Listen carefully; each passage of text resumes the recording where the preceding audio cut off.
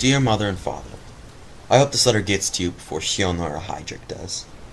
I sent this letter to clear up some details about my defection to Speer, and about this whole German Socialist Republic nonsense. It all stems back to when I was a child. When I was 5 years old, I would always ask about the trains running into the factory. Mother, you never wanted to tell me about it, but it's clear that Father won you over in the end. Suppose you assumed I would ignore it, but no one can. No one can ignore the fact that those trains were full of people. No one can ignore the fact that when they came back from the factory, they would always come back empty. No one can ignore the black smoke coming from the factory at all times. The fact you forbid me from going there. Eventually you made me stand by the train for a long time.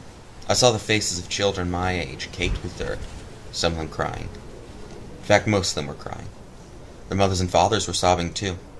You stood me by that train full of people and you told me to laugh.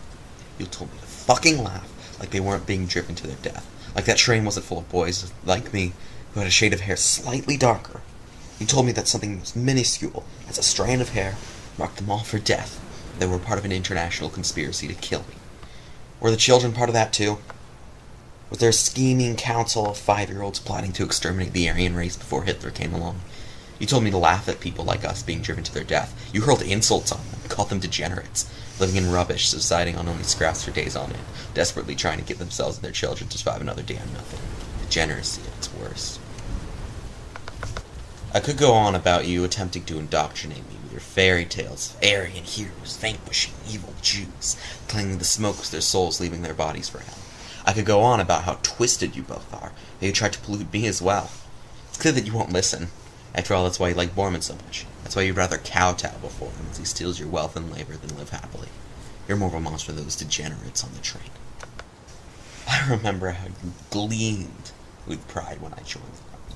The sight of your son fighting nobly for Germany filled you with pride. It seemed to you like your cancer had taken over my body. I fought in the West Russian War at only 16 years old.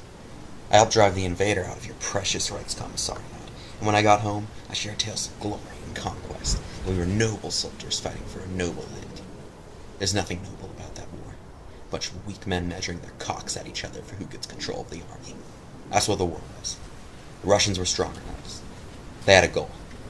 If it wasn't for the disorganization towards the end, they would have won. There was some truth to my tale about Russia. I did kill a great many people. How many of those do you think were civilians? Men, women, and children. I was ordered to slaughter in the streets. The general commanding me could show a greater kill count. All I was ordered to do was kill. Kill, kill, kill.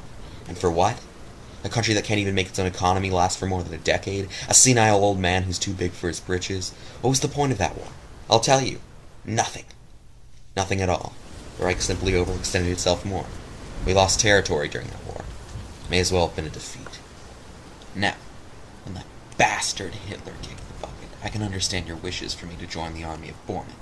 I told you, I was going to the front to fight for Germany. That's true. Once there, I simply fought for Germany on the side of Speer. Speer was a bastard. He helped create the whole mess we're in now. He butchered countless lives for his precious Reich. Unfortunately, he was the only one who knew that the current system was garbage and that reform was needed. I don't know what he envisioned his Germany looking like. Probably still a dictatorship, but with slightly less genocide. I fought for that bastard for years on end. Towards the end, I was forced to take drugs considered degenerate, such as cocaine and meth. This was to keep me awake all night, so I could keep watch so my entire battalion didn't get slaughtered while they slept by one of Göring's buffoons. The reason I was selected is because I was the oldest one in my battalion. The youngest was 10. One day, we heard a strange order on the radio. We were to evacuate Hamburg immediately. No more fighting Göring's troops. We swiftly left the city. A few minutes after we left, we saw a blinding light behind us. And like Lot and his wife fleeing Sodom and Gomorrah, we looked back upon the burning city of sin. Göring had dropped the nuclear bomb. Let me emphasize it, so you can know how much of a horrific occasion this is. He dropped the fucking nuclear weapon on Hamburg. The whole city was leveled, turned to ash completely. We later were informed that it was Schoner who had dropped the bomb shortly after killing Göring. That still didn't make it any better. Hamburg was still gone. We had to retreat. Speer's armies fled the Holstein area rapidly, and we dug in across a river. But what followed was the greatest slaughter I have ever seen. Hundreds of children, the youngest of which I estimate to be 7, began crossing the river in droves. They talked amongst themselves, how this was a grand adventure and the enemy would surrender. I looked at the boy beside me, who stared in horror as overburdened child soldiers began taking out their guns, not knowing how to properly load or fire them. And after a long quiet, we heard a loud bang. Someone in the artillery corps had dropped a shell on them. The firing began. The soldiers began mowing down rows and rows of panicked children, indiscriminately firing at them. Some cried for their mothers, looking upon their playmates' corpses only to then be shot in the head by a 12-year-old conscript.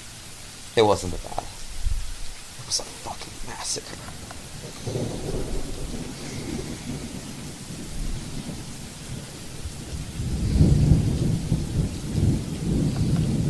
It was then, in that precise moment in time, that I gave up on Speer. The bastard should burn in hell as I hope he is doing at this moment. We wanted revenge. Still, I continued to march along with Speer's forces, waiting for a chance to strike back, a chance to avenge those children who perished in the conflict of petty grudges. And that chance came when I was ordered to march into Frankfurt. I had heard there was chaos on the rest of their front. I assumed this would be our end. I was clearly mistaken as I and my comrades marched into that city on that fateful day. Inside there were soldiers waving red banners. The people watched as they marched and guarded the city. Death to the reactionaries! Long live the German Socialist Republic, they cried as they fired at us from behind barricades. I knew that they were the enemies of the Nazis. I knew that they were my friends. I looked upon the crowds of soldiers, charging half-heartedly for an idea they didn't believe in, and I laid down my gun and walked to the other side with my hands up. The rest of the army did the same. We began marching from Frankfurt with renewed hope in the war. Speer was dead. The DSR had risen in his place, and from the jaws of destruction had risen something greater. We will have our revenge someday soon, mark my words. We stand now at the border of the ruins of Hamburg.